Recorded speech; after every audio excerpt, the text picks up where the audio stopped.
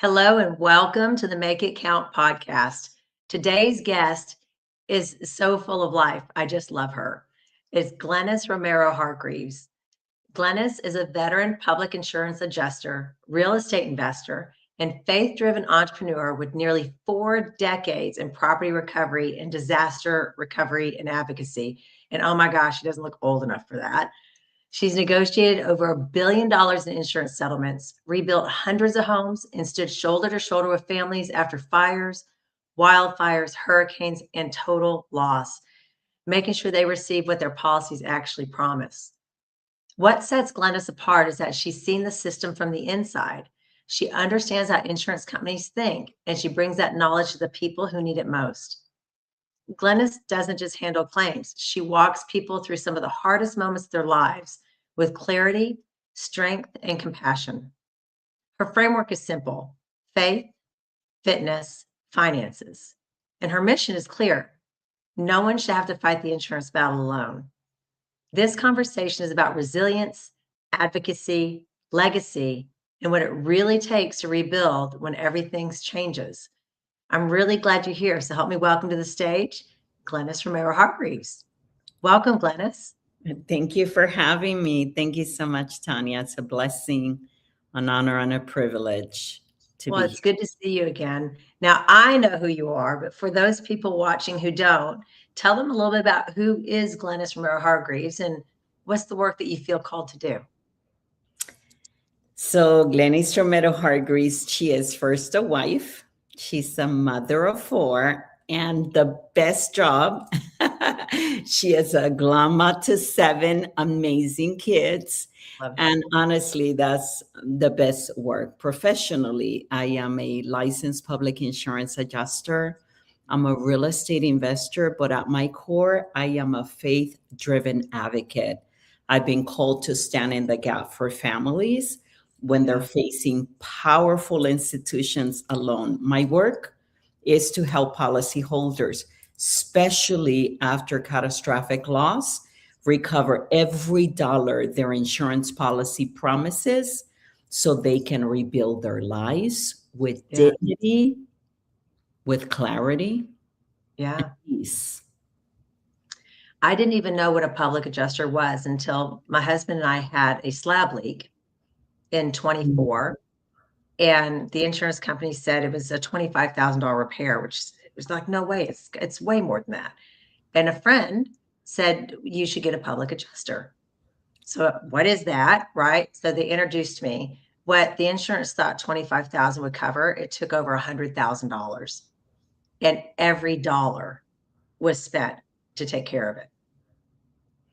Yeah, and so that's the problem that I say to people.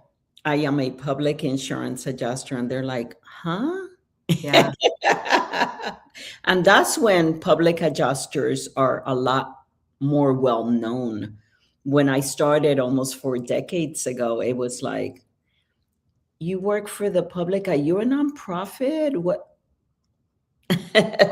So and then I say, no, I'm a public insurance adjuster. Oh, you represent the company. So yes, I hope that by the end of this conversation, we're able to define that a lot more clear to families and people that need our help, right?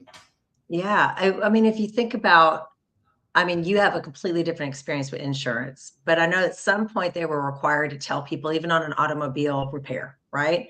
These are the places we recommend, but you don't have to use those places, because they didn't want to tell people that, right? You don't have insurance companies saying, by the way, if you don't agree with our numbers, you have the right to go find a public adjuster. I said no insurance agency ever. Exactly. On the contrary, Yeah. you don't need somebody like that. We have adjusters. You don't have to pay anybody. Yeah. We have an adjuster that represents you. No, you represent the carrier who owes me, right? Yeah. Well, so you began your career in insurance and restoration. What originally drew you into the industry? I truly believe, Tanya, that it was divine appointment. So this is how I started. Imagine this, it's 1988, and I my ex-husband didn't want me working in a casino. That's really the origin story. And I got this job, and I didn't really understand when I had the interview what I was supposed to do. My first call is a major fire. I'm sent by this woman. It's a paper company in Baldwin Park, and there is 14 homes around this paper company that were completely destroyed. I didn't even own a cell phone back then. And I called her. Her name is Ann Kello. And I go, hey, Ann, what am I supposed to do again? And she goes, your job specifically is to make sure that families are not taken advantage of. That's what you're there to do. And it was like the light bulb went on. It just like, what? I could totally step into that job, because about a year previous to that, I had an accident, and the insurance company basically did not pay any of the injuries that happened on that accident. In California, if you hit, you're at fault. And someone ran the red light. It was my friend that was driving. She was taken to the hospital, and my insurance company refused to pay her injuries. And I felt helpless. I felt hopeless. I just didn't even know what I was going to do with that. And when she said, your job is to advocate for families, I felt like, okay, I am definitely interested in doing this thing. Yeah. So yeah, I borrowed someone else's phone. I spoke to her, and she said, listen, that's what your job is. As I was standing in that neighborhood where, for the most part, it was families that were Hispanics, right? I'm Spanish, and a lot of Mexican families in that area, and they didn't know what to do with their claim. And I ended up getting hired on 8 of those families. And it was like, I went from not knowing anything to going through a college course of what claim adjusting was. And it was incredible, just that experience of taking those 8 families through that journey. What, curiously, it's, you went back to when she said that you had had an accident a year earlier and sort of experienced first person what it meant for the insurance companies to not advocate for you. Exactly, because at that point, I'm not leading with experience. There were a lot of other companies that were there. It's a major fire, and there's a lot of companies that are there. But the difference between me and them is that I was leading not from experience. I didn't even own a cell phone. I had a beeper. That's how she texted me for the lead. And I went there to help these families. I was leading with heart. That fire became the beginning of my calling. And I felt very connected to that calling because, yeah, I had this accident where the insurance company didn't do the right thing. But I also had a lot of experience in my life where I needed others to advocate for me, and they were not there. So advocating for anybody, my kids call it unsolicited advice. I'm there. Like, you see somebody that is not, somebody's doing them wrong at the market, I'm going to open my mouth. I just love advocating for the public. Well, and again, me not even knowing what a public adjuster was prior, for those watching, what does it take to become a public adjuster? Okay. So it depends, right? Every state has their rules. I am licensed in 9 different states. In California, you are licensed by the Department of Insurance, and our job is to advise and assist in the preparation and presentation of a claim. If you are in California, you apply for your apprentice license. You are working under a company. California Public Adjusters, my company. I would be the one training you, teaching you, pouring into you, and you do that for 6 months, and then you have the right to apply. We take a state exam in the state of California. You are studying, literally, you're studying. It's a worse test to me. Yeah. Then I mean, I'll put that against a bar. It is a complicated. You're studying volumes of law that have nothing to do with adjusting a claim, by the way, but you are required to know those codes of insurance to be able to pass that exam.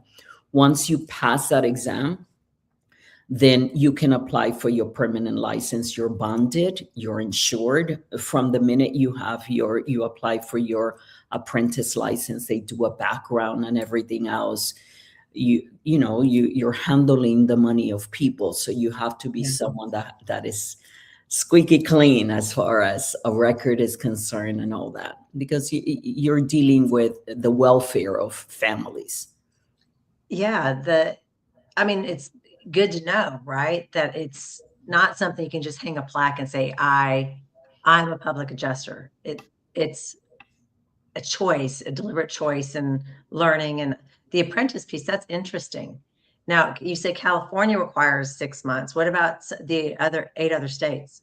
So in Florida, you get an insurance license as if you were working for the carrier. You apply for a 620 license, and then after you have that license, then you can apply as an apprentice to go under someone. Their guidelines are a lot more stricter than California, believe it or not, in Florida. And then you are able to apply for the apprentice license, and then you can go ahead and study for the exam and get your permanent license. With every license, you have to be bonded, insured. Again, Yeah. you're representing the public, and you have to make sure that you have a clean record and things of that nature. Yeah. Yeah, that makes sense. Now, you've worked on both sides of insurance claims, and it sounds like a lot of it could have even been connected to you getting into the field. What did seeing the inside of the system teach you that most policyholders never realize? So this is the thing. Most policyholders, they generally believe they believe their insurance companies will automatically do what's fair. Yeah. What I Yeah, that's good. That's a fair statement too. Yeah, what I've learned on the inside is that insurance is a business. Yeah. Let that sit for a minute. It's a business.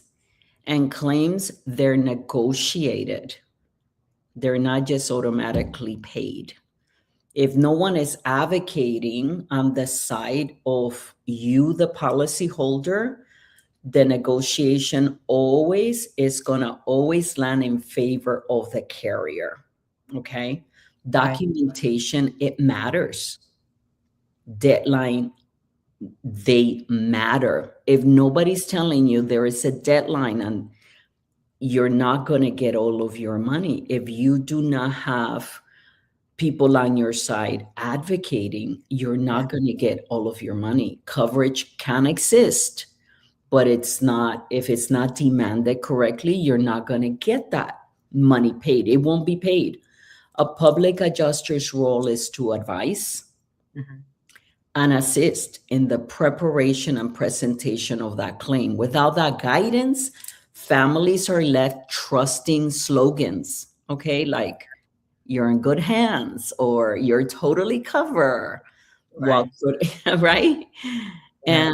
And then benefits quietly just go unpaid. So seeing the system from the inside, it taught me that families need a professional advocate at the table, someone that's standing between them and a system decides, it's designed to minimize payout.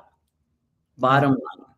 If it's kind of like this, Tanya, let's say that, God forbid, you owe me. We're people of integrity, so this may not apply to you and I, but it's like, I owe you money and you tell me, hey, figure out how much I owe you. That's what you're doing when you're saying, insurance company, pay me a claim. You're letting them tell you what is owed, and the burden, the burden of proof is on you, the policyholder, not on them. Yeah. I think one of the biggest shifts I've noticed over the decades in dealing with, and let's say my insurance companies, right, is I can remember 20, 30 years ago, there was a claim. It seemed like you were talking to, a call center person, very flat, what have you. That's not the case anymore. And when you think about what people are going through at these really difficult, tragic times, I'm sure what they really want is empathy. And thinking back on, like, the claim that I mentioned, the adjuster from the insurance was really empathetic, right? Which makes you feel you're in good hands, when the reality is their hands are paid from the insurance carrier. And I have to believe they almost are probably bonused by keeping claim payouts low. And that's exactly right. They're bonused, and also understand this, they're trained to be empathetic. They're trained to be your ally, you're their Yeah, best friend and you can trust them. They're trained that way because, again, insurance companies are a business. yeah, They're not there on your behalf. They owe you. That policy is a two-party contract that yeah. they wrote, that you just signed, and most people don't read it, and that's the other problem. And then it works for them. And if you do not know exactly what you have as far as coverage, you're not going to get all your money. They're not going to disclose to you, hey, Tanya, we really owe you another 75,000 more and you can get it. And this is the way to go out and get it. They're not going to tell you that. Wow. It's not in their best interest. That would be conflict, right? So that's the problem. On average, and I know it probably varies by state, maybe its percentage make more sense, from what the insurance companies try to say that claim is going to require to what it ends up requiring when you're able to get in and get involved. What kind of a difference is that from a standpoint of the compensation? It's not even compensation. What would you call that? So it is compensation, right? So the insurance company owes you a certain, they need to indemnify you, right? And it's not that you are going to be better off. You are to be exactly the same way that you were before that claim, and they owe you this X amount of dollars, right? Yeah. So the research says that when someone hires a public insurance adjuster, we're able to get them usually average, as far as when you take all the claims that have ever existed, anywhere from 40 to 60% more than the insurance company is willing to pay you. There's data where claims have been paid at 788% more than the insurance company. Unfortunately, insurance companies, they will pay you. They have to. They cannot not pay you. But the question becomes, how much money are they going to pay you? That's the $1 million question, right? Yeah, not thinking on how they then manipulate. So you hire a public adjuster.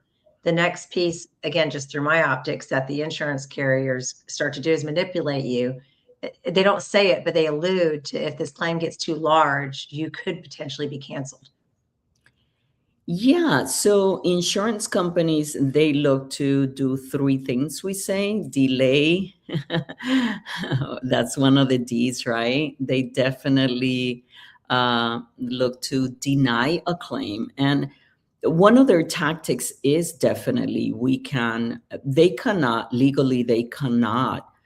cancel you based upon the amount you were paid on a claim. There are certain guidelines that they also need to follow before they can cancel you, right? You have too many claims within a certain amount of time, but not the amount. It's one claim. I tell clients, especially like California, as an example, I let them know, look, you already filed the one claim.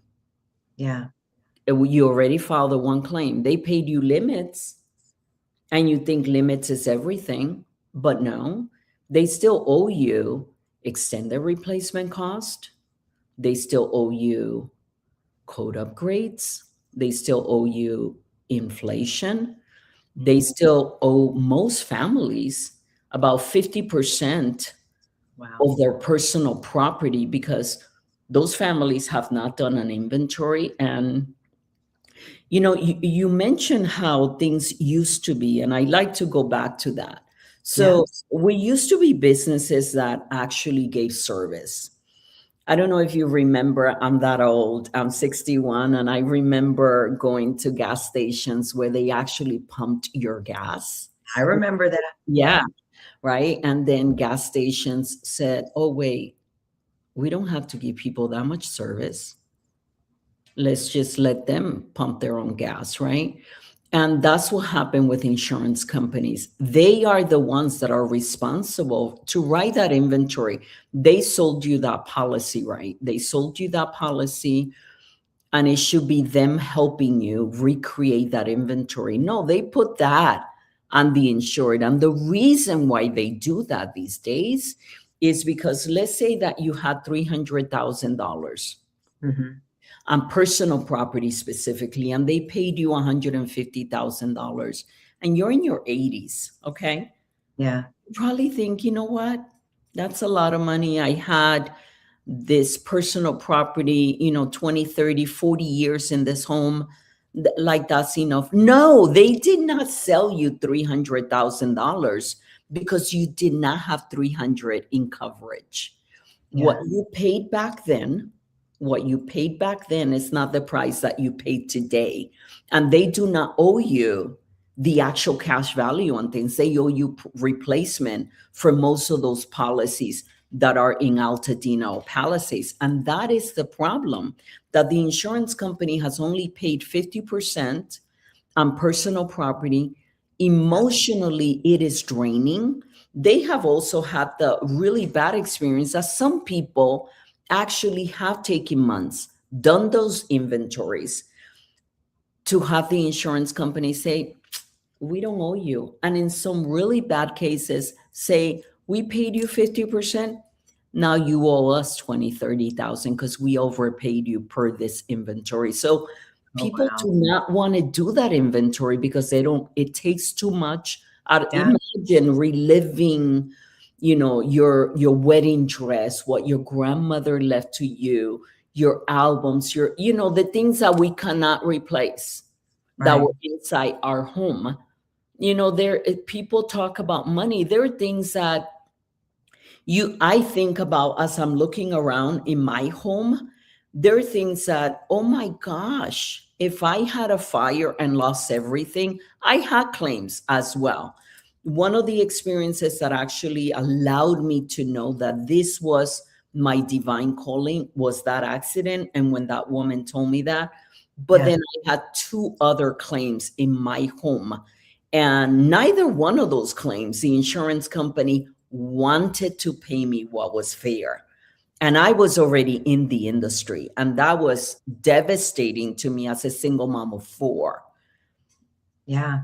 because I wasn't going to settle for something that was not fair to me and my family. So that meant that a claim that should have been paid, like maybe in about 2, 3 weeks maximum, Hmm. we were there probably about, at the embassy suites, we were there probably about 5 months. Wow. The first week is like awesome. You have room service, everything is great. But then it gets old with 4 rooms with 4 kids. And Yeah. you're like, take me home, Calgon, right now. And Yeah. that was crazy for me. And yeah, I experienced that, and it was like, this is why I do what I do. You mentioned something I think it's important for people watching to hear. So I'm just going to re-clarify it and make sure. The insurance companies lead you to believe if that claim dollar amount gets too high, you could be at risk of being canceled. And what you clarified is it's not the amount of your claim, it's the number of claims you have. Correct. which is not what they tell you. Exactly. It's not the amount. The amount is irrelevant. You can have a claim that never actually monetizes, meaning your deductible is higher Yeah. than what the claim was, right? So it's minus zero, right? You have this claim, it's against you, right? Yeah. And you better fix whatever that claim was, even if it doesn't pay you, because this is what I see. So, say as an example, someone has a water claim or a fire or hurricane, whatever the claim may be, and they don't get that money. And then now they have another claim. The first thing the insurance company goes back to is that claim file. What was damaged then? And did you fix it? Because if not, I'm not going to pay you that floor that you didn't fix, or that roof, or whatever the thing was. So make sure that if you're going to call in a claim, I tell people, before you call in a claim, just give me a call. I'll tell you whether it's enough money or not. It just, there's no reason to have a strike against you on a claim that's not going to pay you. Yeah. Yeah. Oh, that's such good advice. Now, you've helped negotiate over $1 billion in settlements and walked thousands through loss. What separates a claim that truly recovers someone from one that only checks a box? Oh my gosh. How much time do we have? We're good. You got True recovery. It happens when a family receives every benefit their policy provides, not just a quick payment, right? A claim that only checks a box, it may close really fast, right? But it often leaves significant money behind. I tell people, don't leave hundreds of thousands of dollars on the table for the insurance company. Don't get burned twice, right? A claim that truly recovers a family restores their future. That means proper documentation from the start, right?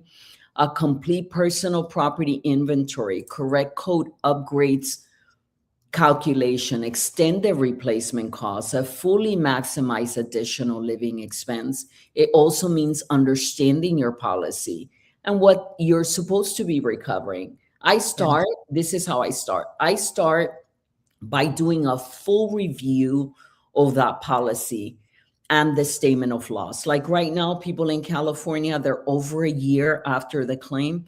That's the two documents that I tell them. So I'll do a free evaluation, but I want to see the statement of loss, what you were paid, and then I want to see your policy. Your policy, and I'm sorry, don't get offended. I'm a Christian. I love Jesus. But that policy, that certified copy of your policy, that becomes the Bible. That's what we stand on to be able to tell the insurance company, hey, this is what they have. This is what you have paid. This is what you owe my client still, right? So those two things identify what was paid and what was actually received. True recovery requires expertise, someone willing to have the hard conversations with contractors. Yesterday, I was in an argument with a contractor from the LA fires. You have to have the hard conversation with vendors, because he sent me an invoice. And in that invoice, he's documenting the code upgrades. And I'm saying, no, you're giving me an invoice for these things and thank you. But that's not how I'm able to recover the money for my client. I have to have a separate invoice for just code upgrades, and I need proof of every one of those by picture. You're saying that this was done to the electrical? Show me a picture, because the insurance company doesn't owe you what you had. The insurance company owes you, like I'm sitting right now in my home. It's a 1978 built, okay? But I've upgraded my electrical. I've upgraded my AC. I have 2 units. It's a big home. We need 2 units here. I've upgraded that. I've upgraded the plumbing. I've upgraded all the things per code that this house requires. Like if I had, God forbid, a claim, I want to make sure that things are good for me and my family. Right. So you want to make sure true recovery, it takes expertise, someone willing to be able to say, this is how we get this policy paid. This is the documentation, and aligning that documentation with the policy, what the policy calls for, especially when it comes down to code upgrades. That level of advocacy is what separates checking a box and truly restoring a family. We're not here to check a box. We want to be able to restore a family back to health, back to better than they were before the claim. That's what we want, because we buy homes. We buy homes the way they are. That's how we buy homes. Now, especially those in LA that had a total loss, we can design a home the way we want. And that's the part that actually comes into the healing piece of recovery. You bring the entire family together. Hey, Johnny. Hey, Lily, what color do you want to paint your room? What floors do you want? Yeah. What you like? That's the beautiful part of recovery. I tell my clients, it's hard to understand claim, especially fires. It's really hard. And not just a fire. You have a claim, it affects you. But you and I, Tanya, we have a support group that actually is there to help us. We have family, we have friends from church, we have neighbors, all these people that come alongside us to help us. When you have an entire community, your church burned down, everything around you burned down, you have this immense grief. Yeah. I That can only imagine. you don't even know how to handle, because you know in your heart that your community is not going to come back to what it used to be before the fire in your generation. I have 300 families from Paradise. Terrible fire in 2018. I'm sorry, it was a retirement community. 90% of those elderly people did not go back to Paradise. And even if they went back, they're not going to see those beautiful trees that were there. It took many, many, many years for even those trees to be there. So when you don't have that support, when everyone around you has actually lost everything, you definitely need an advocate, because you're grieving, you're fighting a corporation, you're fighting a system, you are in a state that you cannot see clearly. And why would I trust? Why I tell people, why would an attorney hire me? Why? They know what to do. It's because we should. The same reason why we should not operate on ourselves. We need experts that can actually separate from, this is my cup and this cup is meaningful. Not just meaningful because it's a cup, but it's meaningful because my husband, actually, there's a story about this huge cup, right? So I cannot separate myself from the story, from how emotionally this fire is affecting my life. And therefore, more so, I need a professional to come alongside me. When you were talking about the checking the box and the insurance companies paid something, again, ignorant insurance person, right? When they send you that check and they send it to you quickly, they're like, we'll get it to you quickly. They ask you to sign a release. It sounds as if what you're saying is, even if they've already signed the release, which would leave a lot of people thinking, well, I'm done, I've already signed the release. Was I hearing that you're saying they could still make claims on the claim? No, so that's one of the guides that I'm going to give to your audience is giving them a free guide. And one of those points is definitely do not sign a release, because once you sign a release, you cannot go back. Oh, wow. Insurance company, you cannot go back. Um, it doesn't mean that if you got paid policy limits, you sign a release. No, it doesn't mean that. Insurance companies come in, they pay you limits, right? And that's usually what happens right after a disaster, especially again in California, where all eyes are on you, the state, the insurance company, right? And they come in and they pay policy limits. There's all this money that is still owed, Mhm. but most people have not signed a release. A release is where you literally have to sign and notarize your signature. And if you have not signed something where you had to notarize, you have not accepted full settlement. And Oh, most that's people, I important. would say only 0.1% of people have done that. Yeah, and people should know that because they certainly allude to the fact that once they've paid this, you're good. Like, that's Yeah, it. We're done. Interesting. exactly. Wow.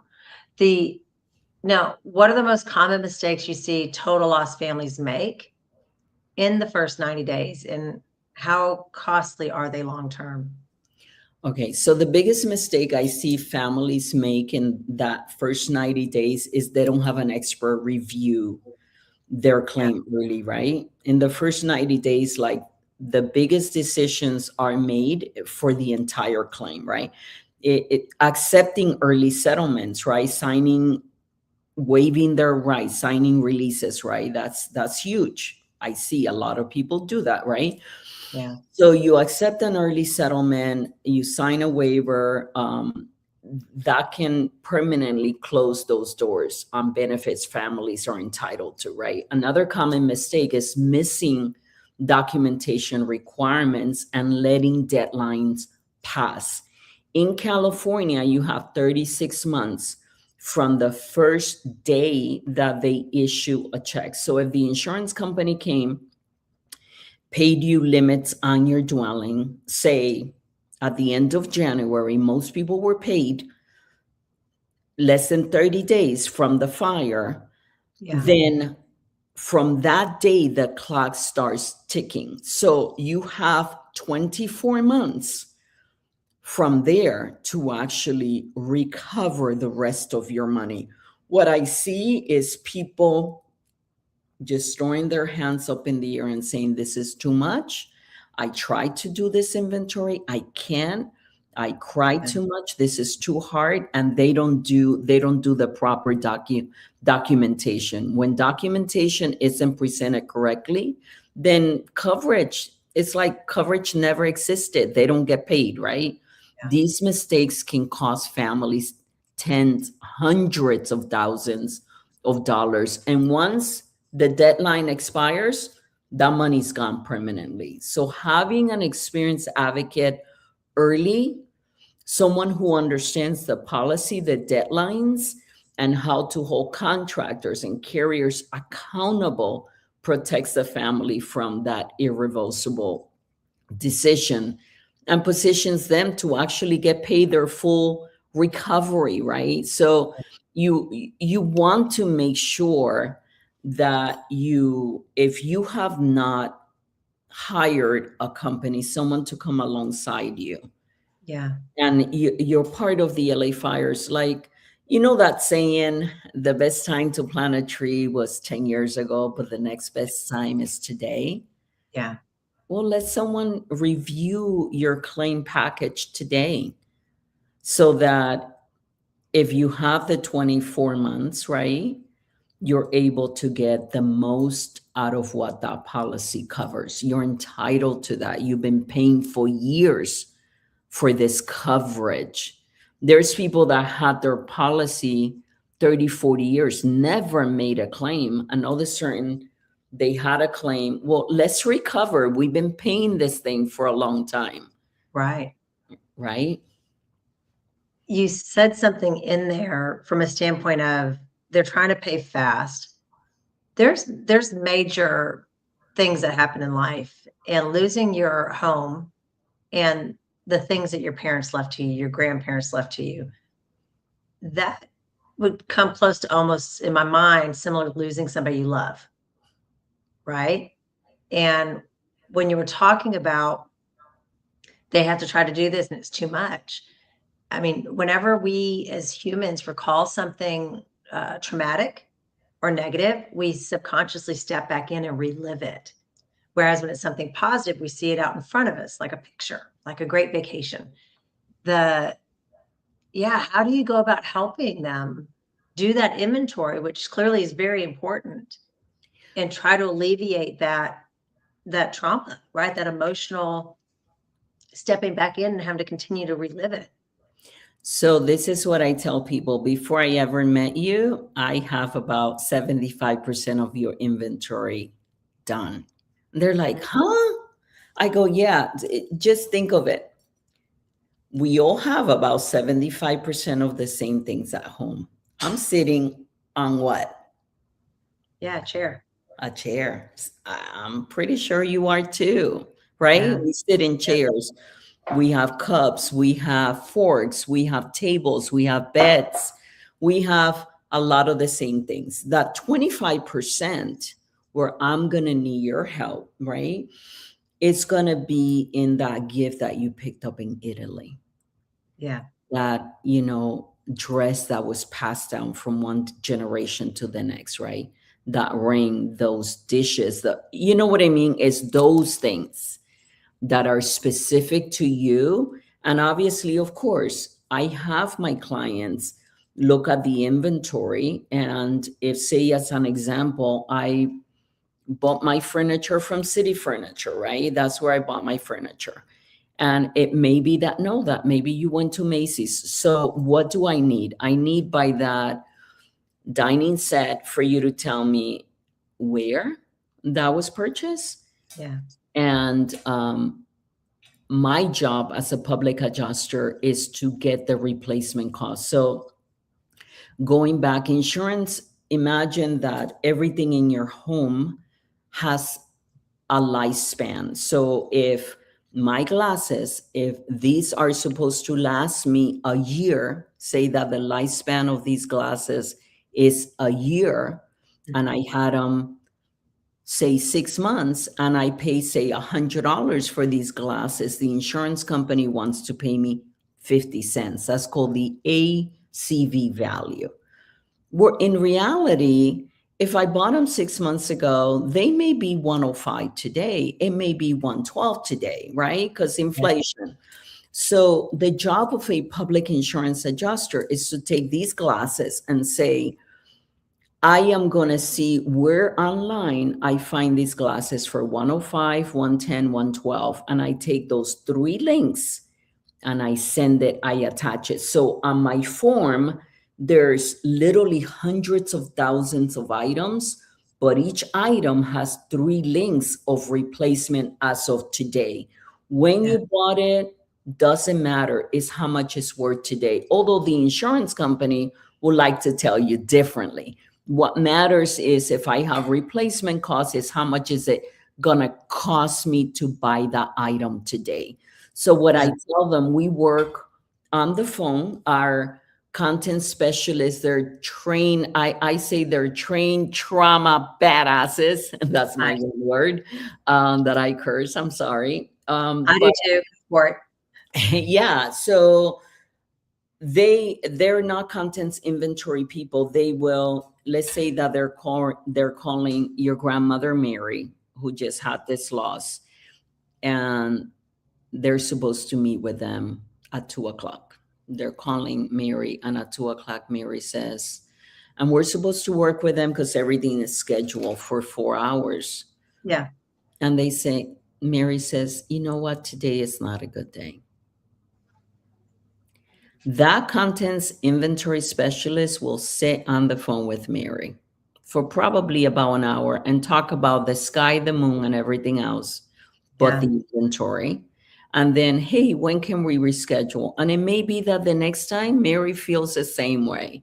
And that's okay, because that's what we're there to do. We're there to work with clients at their own time, at their own pace, to, yes, recover everything their policy calls for. But besides being a public adjuster, I am a human. I am also a policy holder. Yeah. I am also someone who has had claims denied, not paid, said it's going to be underpaid. I have had those experiences myself. So I have dealt with trauma for many years, and not just with work, but in other areas of my life. And I can definitely step into that because God had a plan and a purpose for everything He allowed me to go through to step Yes. into this position of advocacy. So that's how we do it. We do it with a lot of empathy and compassion for the policyholder. If the policyholder is trying to do that inventory themselves, the insurance company's expecting there to be 3 different links to what things cost today. Like, is that? That's what they're expecting. Is that what the policyholder is doing? No. And the insurance company is not going to tell them that. The insurance company is just going to take that inventory, for the most part, hire a third party who's going to take that list and cut it in half and say, hey, I don't owe you anymore. That's usually what happens. And believe it or not, one of our content specialists, she actually works for one of the big names on the side of the insurance company for many years. And she knows exactly what they do. She said, Glenis, before that list is ever looked at, the adjuster cuts that list by 30%. And then we're supposed to cut it another 20%. And it's just insane.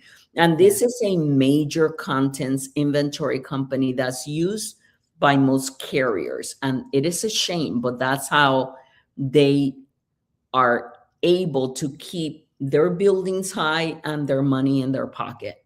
I don't want to live that way. No, for sure.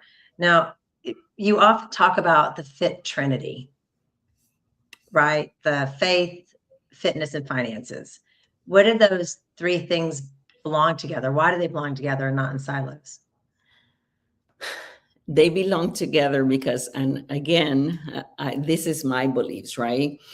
So I believe that this is truly the temple of God's Holy Spirit, and we need to take care of our bodies. I wish I would have known that from day one, but I learned it the hard way at 50, that I had to take care of my body. And I wish that we, the church, did a better job at actually telling people we need to take care of this body. And so they belong together because they strengthen one another. The body is a temple. And if I don't take care of my physical health, I can't fully show up for families I serve. I just can't. Advocacy, it takes endurance. It takes endurance emotionally, physically, and mentally. Faith, I believe, is the foundation of everything. It takes faith to stand in what often feels, for me, this is what it feels for me, definitely in my early 20s, as I was fighting the David and Goliath, right? That was the position. I tell my clients all the time, it's not my ability, it's not my experience or my strength, it's the favor of God. Because David, so he was including his brothers, right? They were trained warriors. That's what they were out there, right? And David did not come. I mean, he's a little kid fighting this giant. And he says, I don't stand under the power that I have, but I stand under the power that has been given me. And with this little sling, I'm going to take you down. An insurance company with this little sling, to you it may be little. To me is the anointing and the favor of God. I show up, and when I show up, I cannot separate faith. I just can't. It is faith.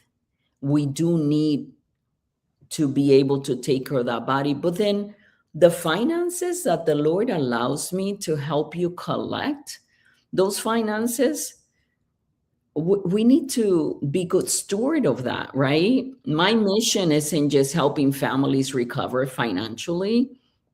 Is helping them be able to regain wholeness, right? After crisis. So faith, fitness, financing, working these 3 together allows us to just live a full life. I believe that God intended for us to live a full life, and you cannot separate one from the other. It's just my belief. Yeah. Yeah. And I mean, not to get too far down the rabbit hole of the Bible, but if you think about the lessons that we learned, like Job, right? Job lost absolutely everything. And with the rebuild, it was even better. It didn't take away the loss. It didn't take away the grief that he had to go through, but he was restored even more so. What a blessing for you to help people with that. Like I started this conversation, start with, I didn't even know it was a thing until I needed it. And then if I wouldn't have had it, we would have been upside down and wouldn't have realized that we were being, I say taken advantage of, but insurance is a business, right? And when you're dealing with loss, you're in an emotional state. It's upsetting. The final question as far as this part, if a family listening today is overwhelmed, underpaid, or unsure what to do next, what would you want them to hear from you right now, Glenis? Oh my gosh. So I'm an island girl, right? I'm Spanish. I'm from DR. And in the islands, we scream from one backyard to another. That's what we do in the country, right? So I want you to hear this really loud. You're not alone. You're not powerless. And there's still time. There's still money available to you, but you must act quickly. Mm-hmm. You don't have to navigate the system by yourself. Bringing someone to the table who understands how claims work, who will fight for what is rightfully yours. Yeah. My team and I, we offer free evaluation of claims. It doesn't mean I'm going to earn your business, but at least you'll know, hey, I was paid this, I bought this is what they still owe me, right? There's hundreds of thousands of dollars for those families from California on the table. But if you just had a claim, like Tanya that just had a claim, like what is the difference, Tanya, between what you were paid and what you eventually got paid? Yeah, right? It was 5.5 times more. Yeah. So and every penny of it went to what was necessary. Yeah. So our goal as public insurance adjusters, at least my company, our goal is to make sure you don't leave money on the table. And, the last thing we want for families is to be able, 95% of my clients are fire survivors. And I say that over and over again. You don't want to be burned twice. Yeah. First by the fire and then by the insurance process. Like, let's not do that. Sometimes the hardest thing is simply just reaching out, but it's one step that can change everything. One step, one phone call, you're one decision away from actually taking care of your family. We're part of this beautiful community with PACE, and I tell investors all the time, let's do the right thing before the claim. Let's make sure that we look at our policy and we actually review our policy and make sure that we are covered properly, right? But then after, when we have a claim, let's make sure that we have an expert on our side that can advise and assist in the preparation and presentation of our claims so that we can get the most out of what that policy promised. Well, I'm going to ask you another question in a moment because you mentioned you're licensed in 9 states. Sure. Are public adjusters available in all 50 states? No, almost. I don't know the answer to the ones that are not. I wish that I did know the answer. Yeah. There are some states that do not require an actual license. Okay. They call it something else as a public adjuster. And I think there's 2 states that actually do not allow public adjusters. Yeah, I can't, I should know this stuff, but No, I'm that's an idiot. okay. So sorry. No, the reason why I asked specifically is because, clearly California gets the fires, the tragedy of what happened with Altadena, right, and the Palisades. Hmm. The Pacific Northwest in December had traumatic flooding, took out roads, took out Hmm. properties. Yes. It even made the news. It was, I mean, that's how sad it is. So for those people who are watching, one, I know a lot of people in California, please, this is streaming in multiple places. Share it. Take the link, send it to the people you know that have been impacted by those fires, because what Glenis is giving you is just so important. And don't let emotion stop you from getting made whole in that loss. Now, we know it's Florida and California. What are the other states you're licensed in, Glenis? I am one of my favorite states that I'm licensed in is Hawaii. I'm licensed in Florida. I am also licensed in North Carolina. I am licensed in Texas.